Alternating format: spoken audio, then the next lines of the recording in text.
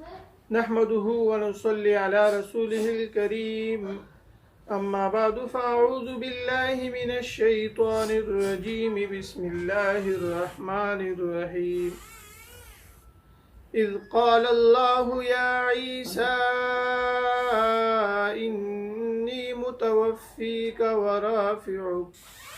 صدق الله ومولانا العظيم یا رب صل وسلم دائما ابدا على حبیبک خیر الخلق کلہم۔ آج ہمارا موضوع ہے اللہ کے نبیوں میں سے ایک نبی کے بارے میں، حضرت عیسیٰ علیہ السلام، جو ہمارے پیارے نبی، آخری نبی محمد الرسول اللہ صلی اللہ علیہ وسلم سے پہلے آئے،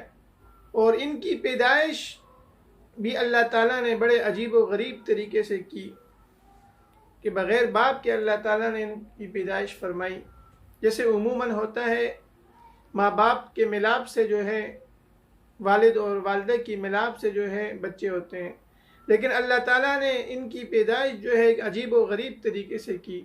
کہ بغیر باپ کے اللہ تعالیٰ نے ان کو پیدا فرمایا، اور پھر فرمایا کہ یہ ہمارے نبی علیہ السلام سے پہلے آئے، دنیا میں تشریف لائے، اور پھر اللہ تعالیٰ نے ان کو آسمان پہ اٹھایا جسم مع روح کے ساتھ، جیسے کہ اللہ تعالیٰ نے فرمایا اذ قال اللہ یا عیسیٰ انی متوفیک ورافعک، کہ اللہ تعالیٰ نے جسم مع روح ان کو آسمان پہ اٹھا دیا۔ اور جو لوگ آپس میں لڑ رہے تھے وہ لڑتے ہی رہ گئے، کچھ بندے تھے وہ آپس میں لڑتے رہے،